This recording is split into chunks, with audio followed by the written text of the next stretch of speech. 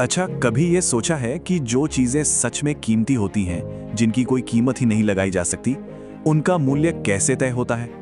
आज हम इसी गहरे सवाल में उतरेंगे। चलिए शुरू करते हैं। चलिए इसको समझने के लिए एक बहुत ही सीधे साधे सवाल से शुरू करते हैं। एक पेड़ की असली कीमत क्या होती है?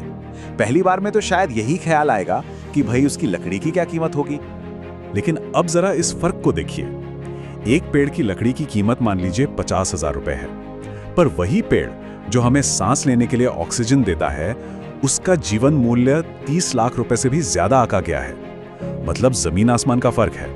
और ये फर्क हमें उस चीज की याद दिलाता है जो दिखती नहीं पर सबसे ज्यादा कीमती है। और बस यहीं से हमारा आज का विषय शुरू होता है, अनदेखा मूल्य। जिस तरह पेड़ का असली मूल्य उसकी लकड़ी में नहीं बल्कि उसकी जीवन देने की क्षमता में छुपा है, ठीक उसी तरह हम एक गुरु के उन योगदानों को देखेंगे जो अक्सर हमारी नजरों से ओझल रहते हैं। तो जैसे एक पेड़ बिना कुछ कहे चुपचाप हमें जीवन देता रहता है, ठीक वैसे ही एक गुरु का जो सबसे बड़ा योगदान होता है ना, वो अक्सर अनदेखा ही रह जाता है। और जिस पल हम इस अनदेखे मूल्य को पहचानने लगते हैं, हमारे अंदर एक ऐसी गहरी शुक्रगुजारी, एक ग्रैटिट्यूड पैदा होती है जो हमें अंदर से बदल कर रख देती है।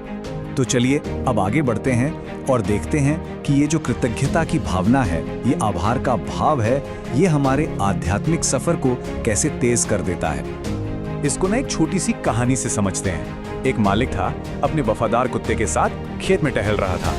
अचानक क्या हुआ कि कुत्ते ने उसकी पैंट पकड़ ली और जोर जोर से खींचने लगा। मालिक को लगा, अरे ये क्या हो गया, कुत्ता पागल हो गया क्या?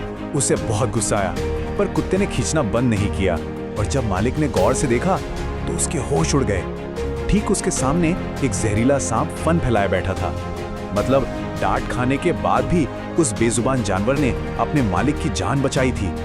और ये कहानी बिल्कुल सटीक बैठती है ये समझाने के लिए कि एक गुरु का संरक्षण कैसा होता है। वो हमें जिंदगी के उन अनगिनत आध्यात्मिक खतरों से, उन अनदेखे सांपों से बचाता है जिनके बारे में हमें शायद कभी पता भी नहीं चलता। तो ये जो आभार का भाव है, ये हमें सिर्फ बचाता ही नहीं है, बल्कि इसके बदले हमें आध्यात्मिक पुरस्कार भी मिलते हैं। और इसकी शुरुआत होती है एक बहुत गहरे कनेक्शन से।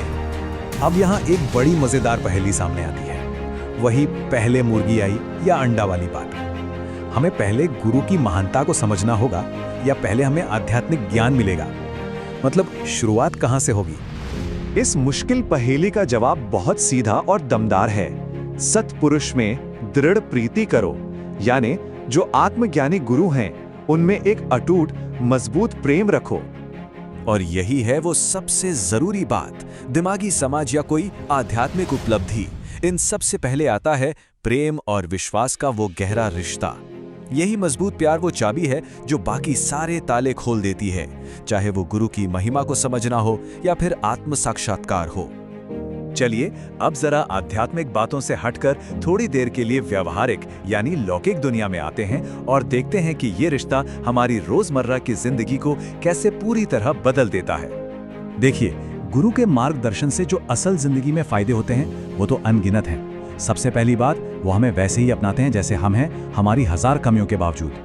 हमारी जिंदगी को एक मकसद देते हैं, हमें बुरी आदतों और नशे से बाहर निकालते हैं, जिससे सिर्फ पैसा ही नहीं बल्कि बिखरते हुए परिवार भी बच जाते हैं। और सबसे बढ़कर हमारे अंदर धैर्य और समझ जैसे गुण पैदा करके हमारे चरित्र को निखारते हैं। और ये एक बहुत बड़ा फर्क है। देखिए, दुनिया और हमारे आसपास के लोग ज्यादातर हमारे शरीर, हमारी बाहरी चीजों की ही परवाह करते हैं, लेकिन एक गुरु हमारे मन और हमारी आत्मा का पोषण करते हैं। और असल में जिंदगी की ज्यादातर समस्याओं की जड़ तो वहीं होती है।